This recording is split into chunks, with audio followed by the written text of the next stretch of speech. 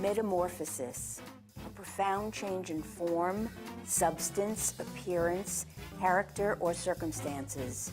If transformation is what you seek, be open to the possibilities. Your transformation is up to you.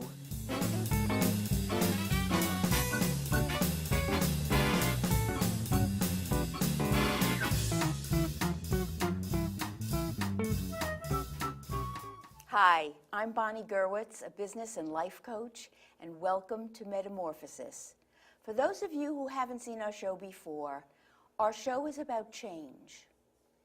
And our guests have reinvented themselves, changed themselves, sometimes more than once. As a coach, I've witnessed many people making changes in their lives, some major, some small, but always significant. So today, my guest is Russell Lamadou, a doctor of physical therapy and, I'm lost now, and weight loss expert. That was the easy part, and a weight loss expert. And that's a big deal because, as you'll find out a little bit further into the program. So welcome so much to our program. Bonnie, I want to thank you so much for having me on the show. It's always a pleasure for me to talk about my experience in hopes that it might inspire someone else. Well, that's the whole point of the show. Inspiration and motivation. So I guess I'm in the right place. You are. You are. So tell us a little bit about your physical therapy practice and how long have you been doing that? I've been a physical therapist for, well over 20 years now. And my physical therapy practice actually has taken a little bit of a back seat to my weight loss coaching and mentoring practice, which is the work that I now have become very passionate about. Tell us how you got into doing that. Well, you know, I call myself a weight loss expert. And I call myself a weight loss expert because I've lost 10 pounds. That's a big deal, right? Yes. For me, that would be huge. That's a huge deal. Well, you know what? I felt so good after I lost 10 pounds that I decided, you know, I would do it again. And again, and again, and again, and again, and again, and again, and again, and again, and again, and again, and again, and again. And in fact, I did it 20 times. In fact, I did it a little more than 20 times. I've lost over 200 pounds. Wow. And, you know, I really appreciated what you said in your intro about you've witnessed a lot of changes in people's lives. And some of them have been huge. Right. And some of them have been small. And one of the things that I notice is that all change, even the really big ones, are just small changes that have accumulated over time. That's a good point. It's important that people understand that, because no matter how big of a change they think they need to make, what they need to do first is make one small change. And in all the studying I've done about how people radically change their lives, Right. it all starts with just one thing. Right. You know, That first step. That first step. And it's doing it consistently, doing it over and over and over again until it becomes a new pattern, a new habit.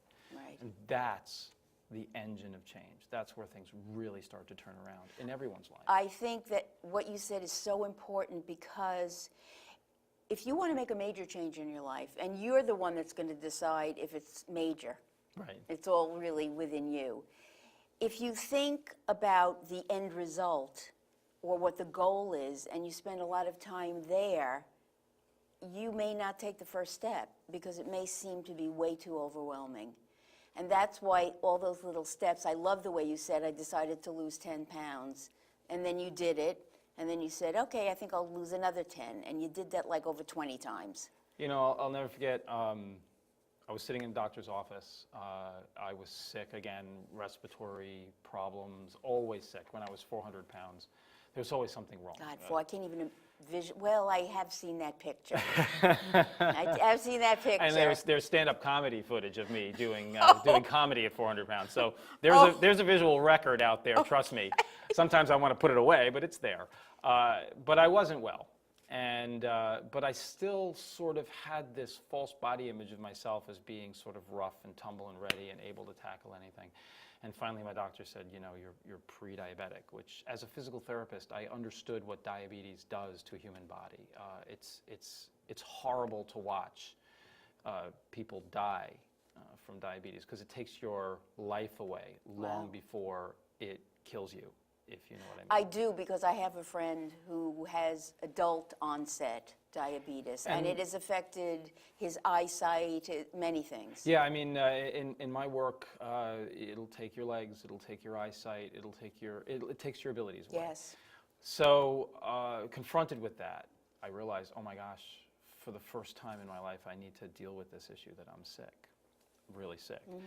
And then I realized something, that this disease specifically is completely in my control, and that I can change it, especially now. This is the perfect moment, and our life is full of perfect moments, and it's just whether we can recognize them or not. And luckily, I had the wherewithal to realize that at this moment in time, I was in complete control if I just grabbed the reins. Wow. So the Because problem... we don't have control over a lot of things that happen around us. But this So is that was a something... great acknowledgement. It's very important that people understand that. And as we're going to learn later, I'm actually doing a fundraiser to raise awareness to that very notion. But the doctor said, you know, how much weight do you want to lose? And here I am sitting in the office at 400 pounds, actually standing in the office because I didn't fit in the chair. I didn't fit on the scale. I only knew I was 400 pounds because I had to weigh myself on 2 scales. The scale in the doctor's office, I exceeded the capacity.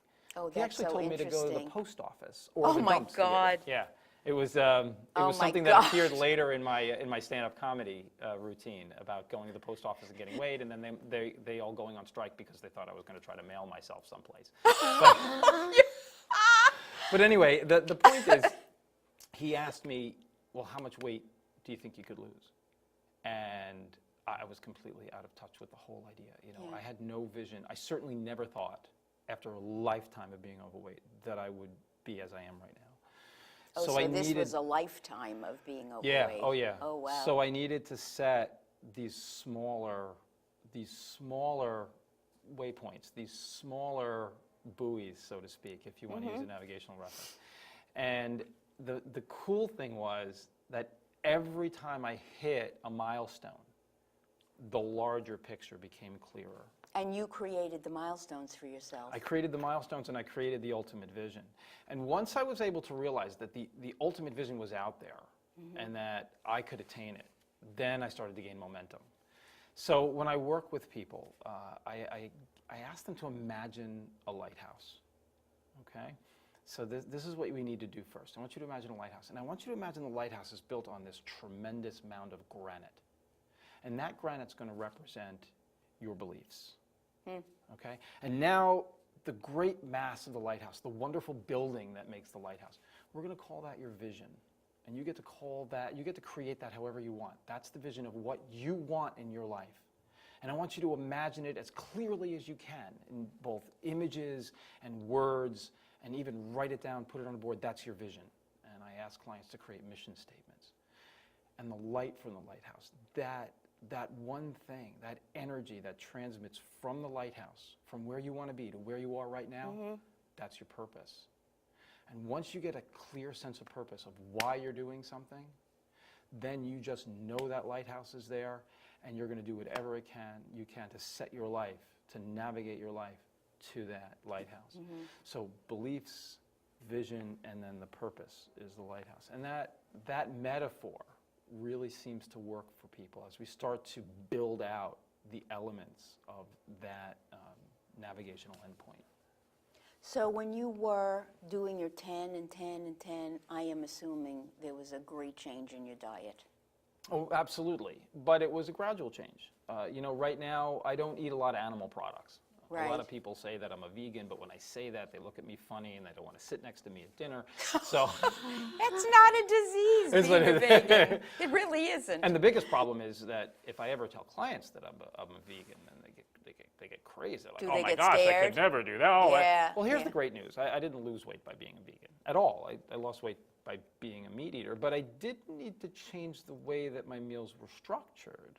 But I did it slowly. You know, I substituted little things. You didn't go cold turkey. So to speak. Well, you know, the funny thing is I describe myself as an accidental vegetarian. The way this happened is I started to eat more and more vegetables, and I would always save the meat for last. Until it got to the point where I would fill up on vegetables. Oh, that's a great way to do Yeah, it. and then I just didn't feel like the meat. And then Right. after about 6 months, I'm like, oh my gosh, I'm a vegetarian. What's my mother going to think? You know. So, and that's kind of how it happened. So it wasn't one of those things where I deprived myself and I was like, oh my God, I got to be a vegetarian. I'm never going to get to be where I want to be. As a matter of fact, I don't believe you have to be a vegetarian to lose 200 pounds or to keep it off. But I do believe that you need to be highly aware of what you eat and highly aware of what it costs you in terms of your weight and, more importantly, your health. And that's another thing. When I ask people to create their vision, the bulk of that lighthouse that we're talking about, I ask them to start to focus less on weight and more on the life they're going to gain. You know, losing weight, it's such a hard concept for people. Because let me ask you something. Did you ever lose your keys? Oh, of course. Yeah, what's the first thing you tried I'm to do? still looking. It See, was there you like go. 3 years ago. I know I got in. I know I got in. What happened after I got inside? I'm not sure what happened. Well, let me ask you this. You're still looking for your keys, right? It's in the back of my head all the time. Well, a lot of people do that when they lose weight. And they keep looking for it. They don't mean to. But every time that if it's based on losing something, we almost always try to find it. Right. So I ask people to start very, very early. Yes, losing weight is important. But I ask people very early to start refocusing on what they're going to gain. Start to create their vision on the life they're going to gain. Like this fundraiser that I'm going to do. Oh, yes. Talk about that because that's very important. I'm going to paddle my kayak 270 miles around Long Island alone. Oh, my God. Right? It's I crazy, know. I think right? about it and I'm in pain just thinking about it. I'm doing it to raise awareness that ordinary people like me, and face it, I'm about as ordinary as you can get, ordinary people like me can do extraordinary things. And I want to raise awareness that even a former 400-pound couch potato can accomplish these, what you might think is an amazing feat. I'm thinking right now that's an amazing feat. Simply by, just simply by getting in the kayak and doing it. Right. The story of how I got into kayaking is amazing in and of itself. I had already lost 100 pounds. And my son came to me and said, Daddy, I want a kayak for my birthday. And I looked at him and I said, no. I said, no, because we lived very, very close to the water. And I just had this image of my son at 12 years old getting in his brand new kayak and kind of disappearing into the bay alone. Right. And I didn't think that was right, but here was why I said no. I didn't think I could get in the kayak. I didn't think I could be with him. And because I couldn't be there, I was going to limit him. And looking at the disappointment on his face when I said, son, you're not getting a kayak, I realized I was allowing my limitations, or my perceived limitations, to limit those I loved. And that was wrong. At that moment, I realized I was being the worst parent, not because I wasn't giving him the kayak, but because I was allowing my limitations to limit him. Wow. And at that moment, I said, let's go. We went down to the kayak store. I said to the guy who owned the store, 300 pounds, do the best you can. And he gave me this kayak with this huge cockpit that I was able to get in. Because frankly, when I was 400 pounds, I had tried to get in a kayak. I got in just fine. Getting out was a problem. I almost had to wear the kayak to work the next day. Oh my God. It was a terrible I experience. have a visual. I have a visual. I was like, let's just cut a hole in the bottom of it. I'll stick my feet through. So I wasn't ready until I realized that I needed to push through that barrier. I needed to break that fear. As a matter of fact, when I talk about this paddle now, I say there's no obstacle too great for us to climb over, dig under, or go around. And in this case, Long Island is my obstacle to go around. And I did it by first realizing, you know what? Get in the kayak. And I started by just kayaking 20 minutes a day. And then 20 minutes turned into 30 minutes, turned into 60 minutes, turned into these incredibly long paddles. And for the last 4 years, I paddled with a group called Paddle for Humanity here on the East End, and they do a Montauk to Block Island fundraiser every year. In fact, they're doing it this year too. I'm not doing it with them because I'm going to be busy going in the other direction, all the way around Long Island. But it was just these small series of, I can do this, I can do this. What made me realize I could go around Long Island is I paddled 14 miles one day, and I thought, wow, it's not even breakfast. When you started and you were doing, let's say, 20 minutes or whatever, Yeah. where were you in your weight then? I was still 100 pounds overweight. you Yeah, were, I was okay. over 300 pounds. Wow. And like I said, I built up slowly and slowly and slowly. And like I said, when I realized I could go around Long Island, it was just one morning I had paddled 14 miles before breakfast. I said, gosh, I could take a rest. I could do another 14 miles before lunch, and I could do another 14 miles before dinner. And, well, in 10 days, I could go a couple hundred miles. And that's when I realized, wow, I can paddle around Long Island. That's amazing. So And how great that must have made you feel. it made me feel great. And we'll see how great I'm going to feel when after 10 days of paddling around Long Island. But I decided to do it as a fundraiser. I'm doing it for the American Diabetes Association because, again, this is a disease that you have control over. Right. It's unprecedented that there is a disease out there that we can take control of and completely reverse. And I've seen some amazing stories of people who have turn their life around by changing their habits, Right. their eating and their lifestyle habits, and Right. doing a little exercise, even just taking a walk. The most effective exercise is just walking. And everybody can do it, and it doesn't take any That's special right. equipment. Yeah, so it's really cool. But I just had a thought. One of the things that I keep reading and hearing and friends are telling me, when you are very overweight, let's say 100 pounds overweight, Or two. you have a lot, or two, you have a lot of aches and pains. And yes, a lot of people are diagnosed as pre-diabetic. It's not uncommon when people are overweight. But one of the things that I hear from friends and read about is that all of a sudden someone who has pains in their knees, they start to lose weight. The knee pain is not so bad. They have pain in their lower back. The pain in their lower back is not so bad. And as they lose more and more weight, a lot of that pain starts to go away. Weight loss. Because you're carrying that weight. Right. Losing weight is one of the most effective forms of medicine. Yeah, it's amazing. I think it was Hippocrates that said if we give people just the right amount of food and just the right amount of exercise, that's the best medicine of all. And I'm sure I'm misquoting it, but that's the spirit of the quote. And so 2,000 years ago we had the right idea. So now it's just a matter of getting people to apply it. And when they do, it does miraculous things. Now, you mentioned something very important. When you're 200 pounds overweight and you have certain aches and pains, it's important that you break through those barriers and you push through that. But it's also important that you consult medical advice. And certainly as a physical therapist, it's very, very important that if you're having these issues, consult with your physician, maybe even get a few visits of physical therapy, have a professional get an eye on you, and see what those knee pains, back pains really are, and help you exercise in the best way for you. And Right. And that's an important message to get out there, because so the message isn't just not to exercise, and the message isn't just to go do something crazy, but kind of find the middle road and do what's best for you at this moment in your life. Well, true, because you don't want to do damage. I've seen it. Yeah, I'm sure you have a lot. Yeah, a lot, but it's all fixable. The human body is incredibly adaptable and incredibly healable. So it's amazing what a human body can do. But I loved that you said that your own limitation was affecting your son.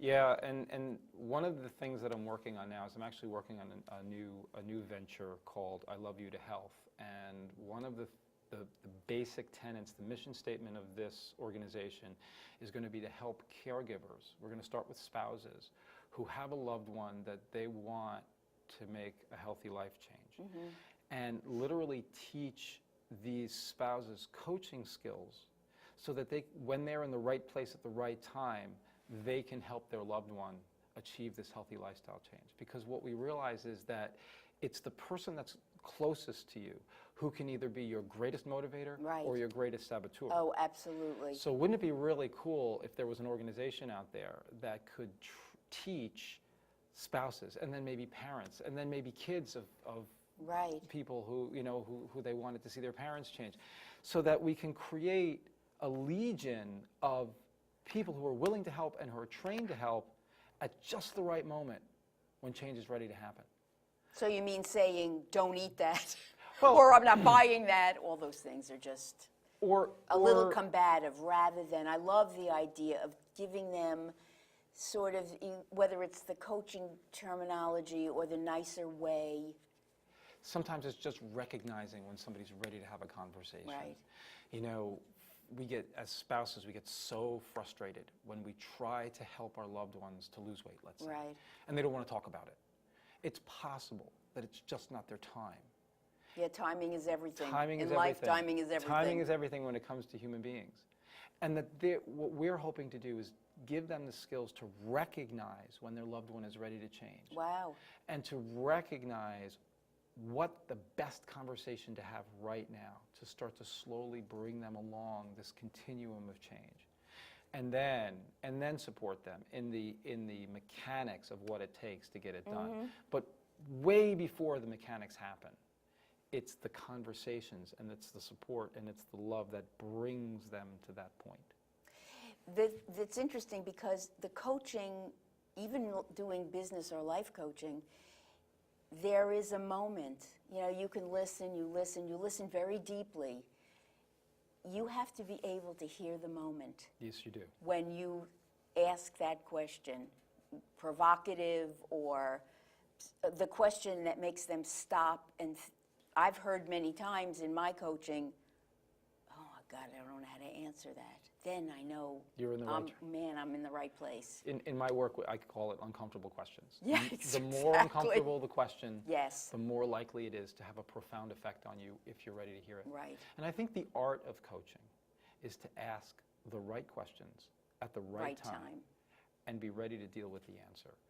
Now, if I can take a spouse and teach them to ask the right questions at the right time and be willing and ready to deal with the response, then I could probably change the world.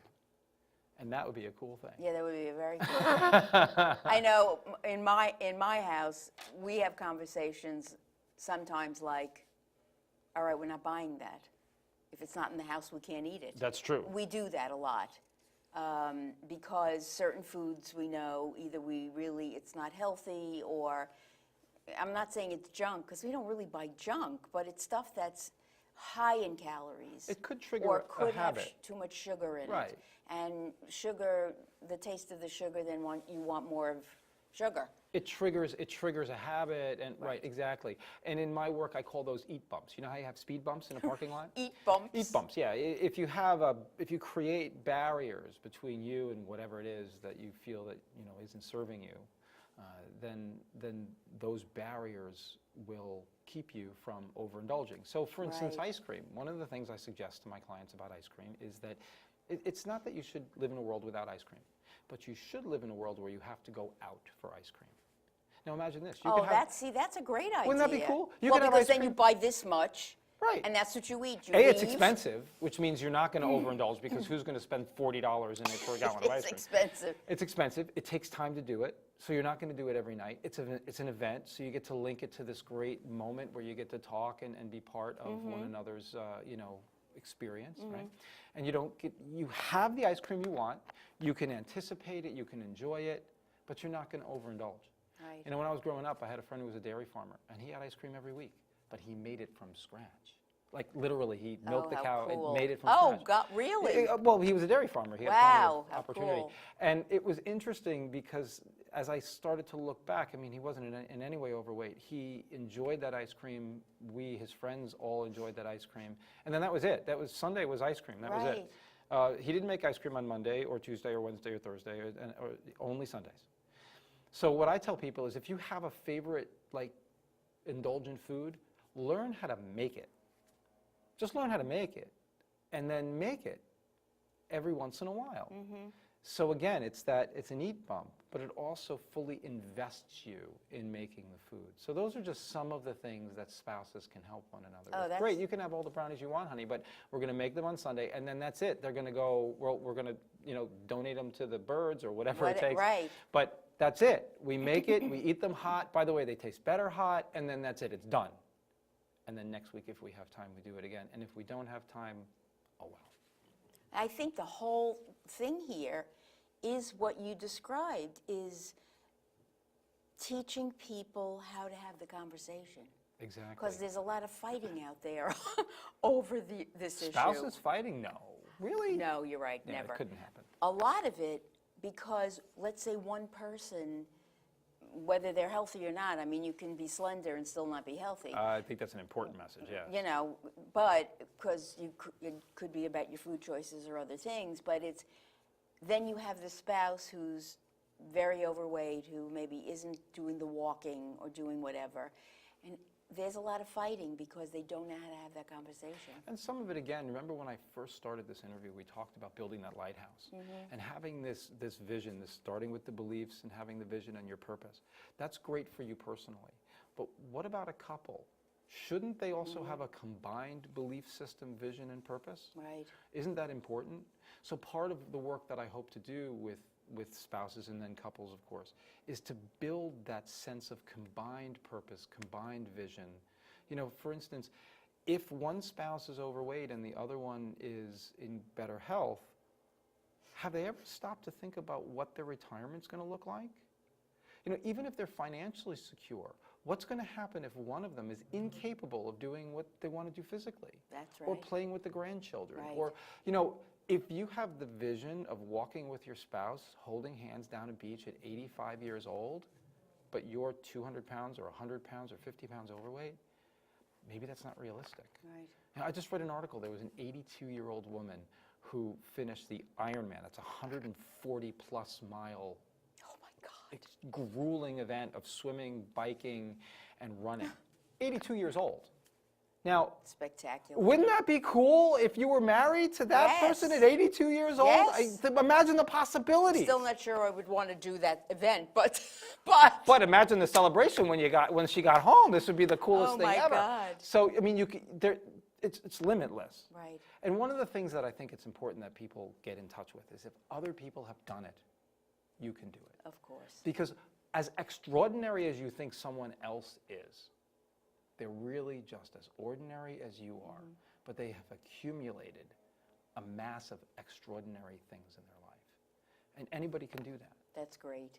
So that's important that great. that we get that message. We're almost out of time, believe Oh it my or gosh, not. it's I almost know, like no it time flies. has passed. I've had a ball. It just flies. Thank you very much for being here. I think thank the you. message was so valuable. Everything you said was so Can I mention valuable. the fundraiser website? Absolutely. It's longislandpaddle.com. Long Island Paddle. longislandpaddle.com. If you can donate to the Diabetes Association, you can even join my bicycle team because I'm going to do a bicycle event next year. Substance, So it's going to be a lot of fun. character, or Go to the blog. You can even track me live as I paddle around Long Transformation is what Island. you see. Thank you very much. You open to the possibilities. Your transformation is up to you.